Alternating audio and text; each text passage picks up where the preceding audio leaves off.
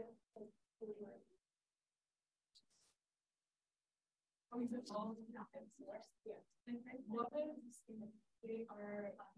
right, good morning. Everyone enjoying this absolutely beautiful weather. This is so nice. And we have bread cups. Like it's officially like feeling like winter, though it's fall still. I don't know. It's so nice. I love this rain. It's supposed to rain like really heavily tomorrow and all day today. Like, and it's over like an 80% chance, so we might get more than drizzle. Like that, you know, like I love when they say it'll like huge storm and then it drizzles for 3 minutes. So fingers crossed, it actually looks like we're going to get some rain. I'll take it. In an hour?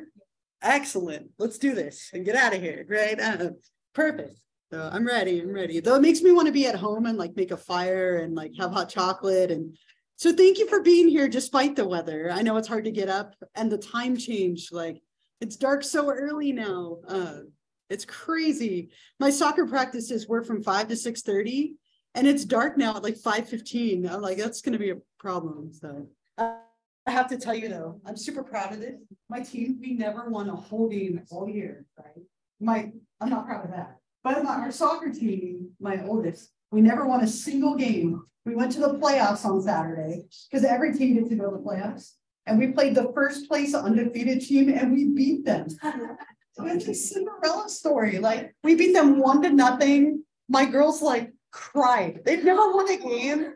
I bought them all ice cream. It was amazing. It was like the best moment ever. We've never won a single game. And we beat the undefeated team with like the gigantic girls who look like they're 20. Like mine are all like 11. And these girls are huge. Like they're bigger than me. I don't know. I don't know what happened, but we won. It was such a good weekend. So happy for them. They get to go to the championship game. We were in dead last. And we're going to the championship. Sorry. We won at the right time. I'm just going to brag about that all week. I won't talk about my 8-year-olds. Their team still has not won, and we're not going to the playoffs. But one team did well. That's good enough. That and the rain, I'm happy. Anyway, I wrote this up here. Wednesday, we're doing interviews all day for new psych faculty. Wednesday and tomorrow and Wednesday. So it's 2 full days. Obviously, tomorrow doesn't affect us. But Wednesday, we won't have class in person, right? So they told us we could have a sub, but I feel weird about some random person coming in here and teaching you, and I don't know what they would teach or who it would be, and they wouldn't be even psych faculty. So I'm going to opt out of that, and I'm going to give you all the time on Wednesday to just relax and maybe sleep in or have a little extra time. We should get close to finishing this today, if not all the way. So Wednesday, chapter 11, I'm going to post like a short lecture on chapter 11 and a short homework assignment. So you could do that at the time that we would normally meet, or you could do it anytime during the day. But I will post that later today. It'll be up. So Wednesday, I won't see you in person because we'll be doing interviews. They start at 9 to 5. So unfortunately, that will obviously affect our class. So at least it's just one day. It was going to be 2, and it's just that one day. So Wednesday, and I'll send out an announcement to remind you, but it will unfortunately affect us on Wednesday. So I'm sorry for that. I had no control. They're like, we'll just cancel your classes and get you subs. No, I'm possessive of all of you. I'm not going to give you to some random person who knows what. So I'll just give you a little virtual assignment and lecture that day, so you don't have to show up for who knows what. So any questions or anything about that, or about schedule stuff, any kind of like housekeeping related stuff before we get back to our personality disorders? All right. So we talked about antisocial, right? I have down that we finished that. So the other one up here, borderline personality disorder, sometimes abbreviated as BPD for short, borderline personality disorder. I think I mentioned this last time, but the 2 that are on the slide are probably the 2 most impacting and difficult of all of the personality disorders. Sorry, antisocial personality disorder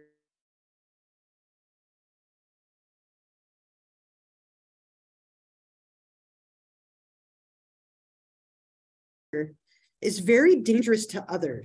I could write up here, there's a lot of things that go with this disorder. There's a lot of chronic emptiness.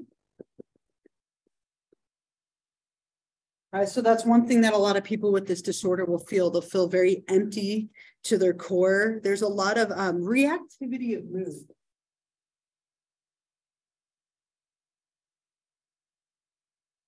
So mood being all over the place, going from really happy to really sad, or really good to really upset very, very quickly, oftentimes with very minimal like triggers. There's a lot of instability and impulsivity that can come with this disorder, right? Instability in mood, instability in identity, a lot of impulsive kind of reckless behavior. It has some things in common with mania, right? When people have like a manic episode. It could also add a lot of suicidality and self-harming behaviors can come with this disorder as well. So this can be a very difficult disorder. There's a lot of, like I said, reactivity of mood. There's a very famous book that was written about this disorder. It's getting old, but it's been updated many times. Called I Hate You, Don't Leave Me, right? This disorder has a lot of like fear of abandonment. It's actually rooted in a lot of abandonment. And that reactivity of mood of like, for example, someone is so perfect for you. You love them so much. You can hardly stand it. You don't even know how to be around them. They're so amazing. You want to spend your whole life with them. And then they do one little thing wrong. I hate you. I never wanted to be with you. You're the wrong person for me. Then that person leaves because you just said all these violent things. And then it's like, no, I didn't mean it. I love you. You're everything I ever wanted. There's a lot of like that kind of stuff, very reactive to little things and responding in a very intense and severe way, often some very small changes in the environment. You see a lot of like kind of unstable and impulsive behaviors. Again, not really identifying your preferences, having struggles with identity, making reckless decisions. This can be a very difficult disorder. It has a lot in common with bipolar disorder.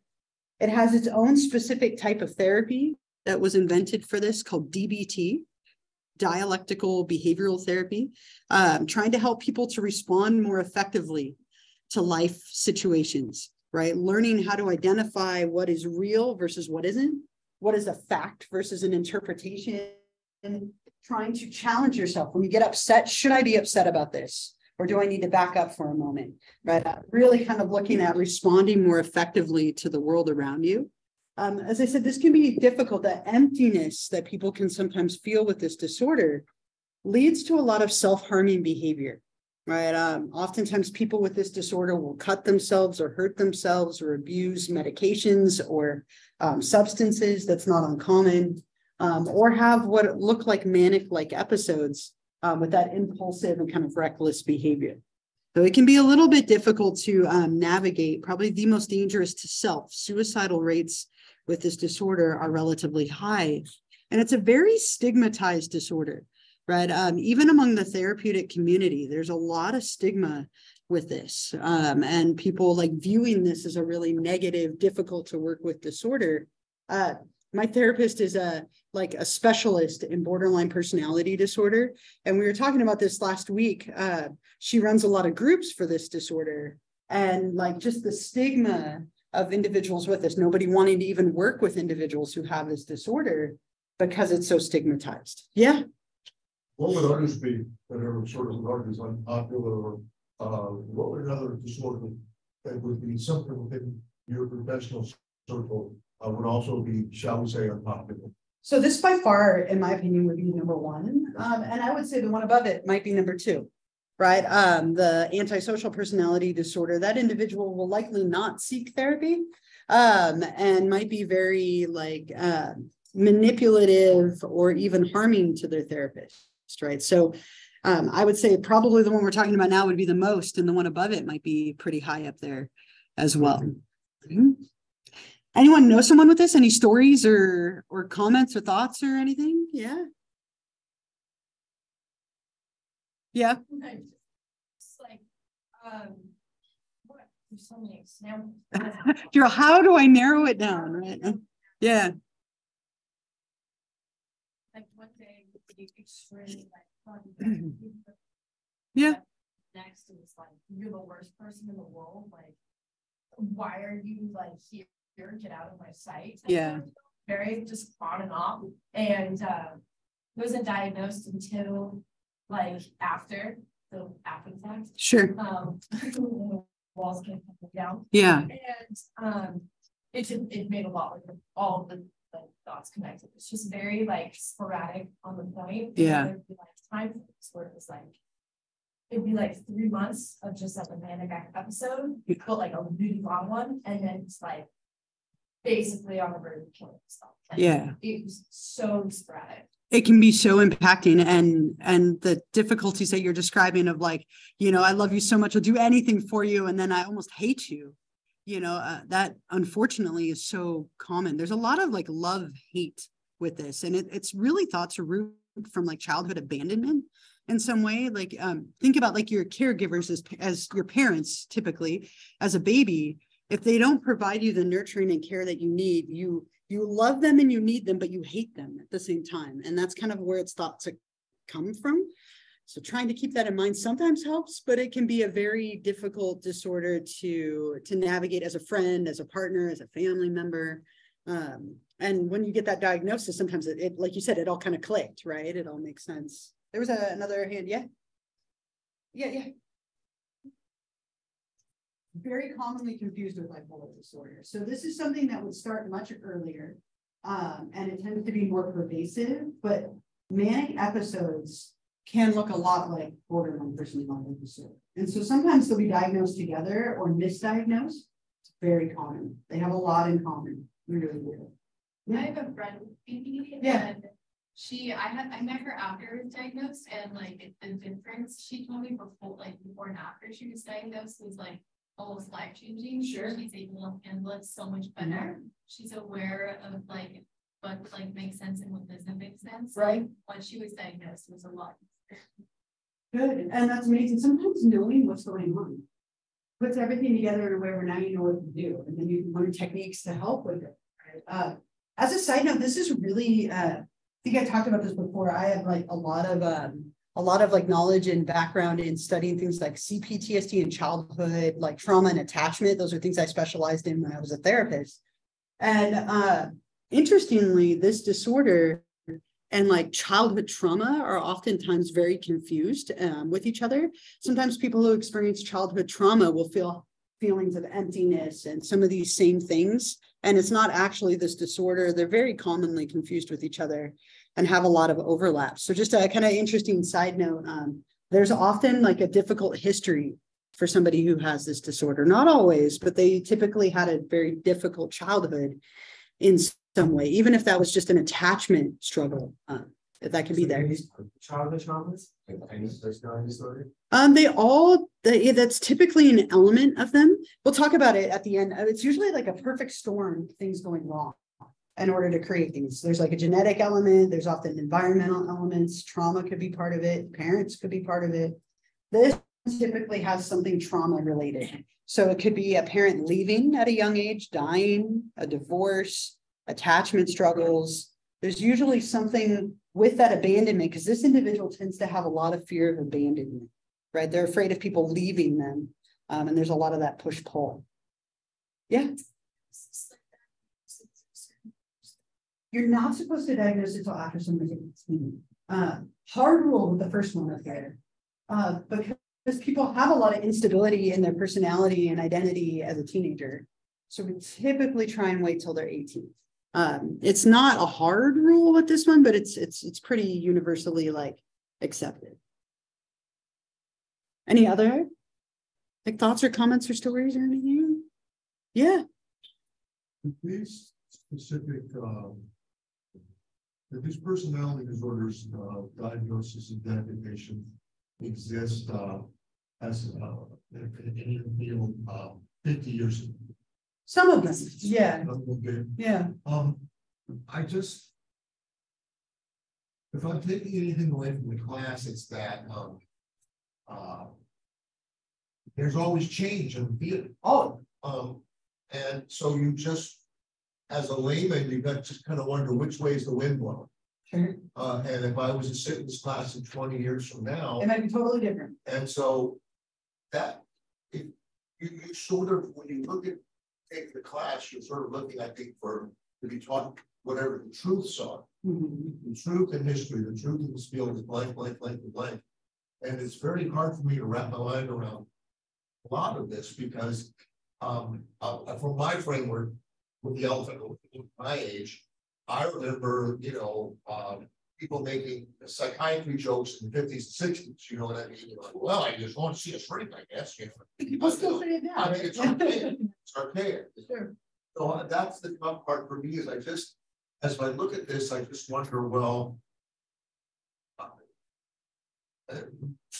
there's a old movie where a man goes to suspended animation, it's a 70s movie, and he wakes up and the doctors were all chain smoking and like eating junk food, and he says, well, was regarded as unhealthy, in my time, and they go, oh well, that was all people. Sure. It's actually the healthiest thing for you. So that with all this, I just wonder, no offense to, because I think that getting treatment for mental health is like paramount almost over everything. Mm-hmm. But I just wonder which way the wind is going to be blowing. That's all. Oh, sure. And I think the way to think about it is this is the truth as we know it right now, right? And it changes constantly, right? So there are disorders that are, like it was just maybe a month ago that they added a new disorder to the ICD, which is Europe's classification. It's their version of the DSM, right? They just added developmental trauma disorder, and it hasn't been adopted in the US yet, but it probably will. Maybe at some point. Like we're constantly changing and evolving, and these personality disorders are by far the most controversial of all disorders. And it wouldn't shock me if at some point these are completely reworked because they're so controversial and there's so much overlap. So I think that's a tough part. And the cool part about psychology is we're constantly evolving and growing and learning new things. But yeah, this is what we know as of today, right? And it could totally change in a month, a year, 10 years. 20 years from now, this lecture would probably be very different. And in some ways, it's really fun, like that we're learning and growing and evolving. And in other ways, it can make it hard to wrap your mind around it. I could see that. So this is what we know as of now, and it could totally change. And it probably will. Two more dramatic ones, histrionic and narcissistic. These have a lot in common, but we'll talk about them. So histrionic. Histrionic comes from like hysteria, right? Hysteria, hysterical, people having a hard time with their emotions. Was that a knock? I have such bad hearing. I'm like, I think I heard this. Thank you. So with this one, we could say there's a lot of like shallow emotionality. So shallow emotions. This person tends to have a lot of emotionality, but it's very shallow, very kind of fake on the surface, if you will. Very dramatic. Oftentimes very suggestible, like gullible or suggestible. And then we could add a lot of seductive behaviors as well.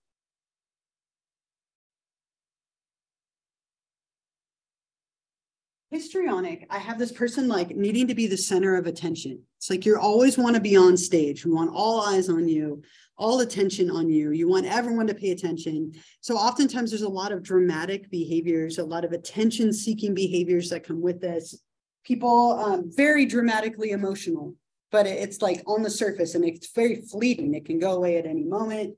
Suggestible and seductive, they often will flirt with and like try to prove that they could have anyone and everyone. My mother-in-law is like histrionic personality disorder. Every restaurant we go to, she flirts with every waiter or waitress, doesn't matter like their age, their gender, anything. It's always she has to flirt with them, right? And it's almost like she has to prove that they could be interested in her. I'm like, Mom, you're in your 60s. She's like 15. Like, what are you doing right now? Right. Like, and you're ordering potatoes. Like, just let it go. Like, is now the moment? Like, she's always flirting with people everywhere we go. And whenever she tells a story, it's painful. It's like the most dramatic telling of nothing, of everything. Like, I love this woman. She's such a kind, sweet woman who food poisons me all the time, but otherwise is very, very kind. Other than that, I forgive her. Very kind person, but she'll take an hour to tell a dramatic story of how she like stopped at a stop sign. Like, and I'm just like, just get to the point. Like we always are like, get to the point, like lovingly. But it's just constantly, everything is very dramatic, but it's so fleeting. It doesn't last, right? And it's that need to have attention, that need to be on stage or the center of attention from everyone around you. Very, very common with this disorder, and a lot of like seductive, proving I could have whoever I want kind of behavior. Again, very kind, just, not a good cook and very dramatic. Yeah. Would you say that kind of stems from like a childhood of like love and neglect? It could be. Neglect is really common, or too much attention. Like they were made to feel important, like overly important, if that makes sense. And so then they have this exaggerated sense of self-importance. Or it could be that they got very little attention and were very like neglected. And so now they're seeking attention in any way they can get it. You kind of see it could go either way. Narcissistic, similar. I always spell this one wrong. There's too many like S's in it. Narcissistic. There we go. Narcissistic. This is someone who has a big head, right? Like an inflated ego. I put a big head over here. I have a great clip of this to play for you in a moment, but there's a lot of grandiosity. I am important and beautiful and powerful, and nobody in this world is like me, right? It's kind of that like, I am grand and important, and and nobody can live up to that, or I only want to be surrounded by other grand and important, wealthy, beautiful people. They have a lot of entitlement. They're very entitled, arrogant. There's often a lack of empathy. Like they can't see things from another person's perspective. Like I couldn't understand your sad, lowly perspective if I wanted to, right? It's kind of that, like I'm above you kind of behavior. You can say they require excessive admiration as well. Excessive admiration. And again, that lack of empathy is very, very common, right? Again, not being able to feel for you because they're so far above you. It's like they just feel like they're grand and important and couldn't possibly understand anyone else's perspective. Amazing example of this, right? Perfect example. Gaston from Beauty and the Beast is probably like the bestie, right? That comes with that. But like my dreams are your dreams. Like, oh, I'll have the wedding ready, but I'm going to go propose to her real quick, but I have the wedding ready outside. Like, it's just such a good example of somebody who like no ability to look at her side of anything, right? It's all about him. He's decided he's important and attractive. And so he deserves her, right? So she must deserve him as well. There's a lot of that just kind of big-headedness, need for admiration, and very exaggerated self-importance. So the person who has histrionic personality disorder might not have that exaggerated self-importance. That's a big difference between the two. And they might still have empathy. They just are very shallow and very emotional and dramatic. Yeah. Like a level of like self-hate, where you have to push yourself chaos. It could. It could. It's called an inferiority complex, right? And which is something Apple we talk a lot about. So in theory, someone who has narcissism could actually be very, very insecure and feel very inferior. And so they act superior as a way of like countering that. Or it could be that they genuinely feel that they're that amazing and superior. So it could kind of go. But yeah, that inferiority complex can drive that for sure. Right? It's like that. What are they compensating for kind of mentality? The last group, the anxious personality disorder. So 3 more to go through. The anxious ones, there's a lot of anxiety and a lot of fearful behaviors. But a lot of anxiety and fear dominate these 3. So we have avoidant, dependent, and obsessive compulsive are the 3 that are on this cluster. So avoidant personality disorder.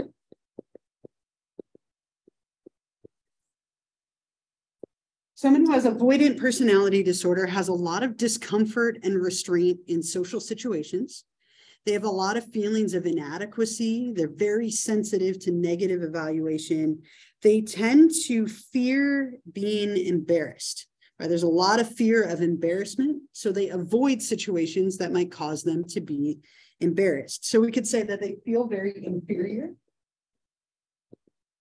All right, they're not good enough to be around other people. They're not as good as other people in general. They're reluctant to take any kind of risks.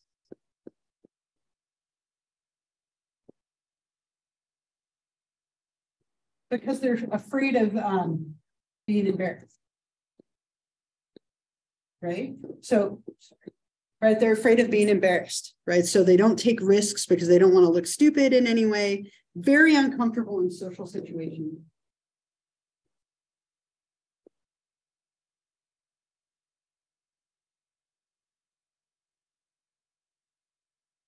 And so oftentimes this individual, they want to be close to people, but they're so afraid of being embarrassed or being criticized that they'll oftentimes avoid it. So they want close relationships, but they're so hypersensitive to any kind of negative evaluation.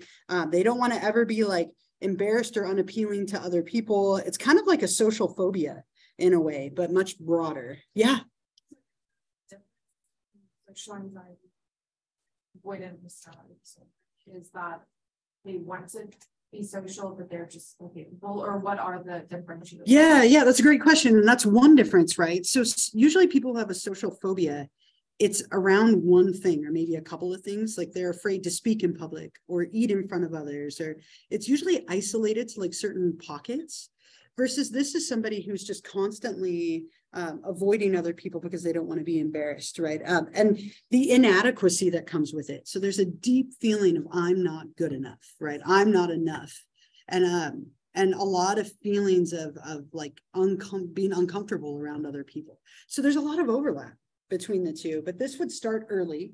And this person is usually extremely reserved and shy, which you might also see in a social anxiety kind of disorder and like someone who has social phobia.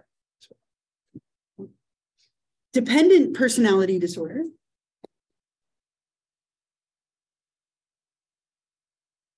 Dependent personality disorder is someone who has a lot of clinging and obedience, a fear of separation, and an ongoing need to be taken care of. This person usually is dependent on and clinging to another person for dear life. So they're very clingy, very clingy, very submissive. Let's see what else can I add on here. They have a fear of separation.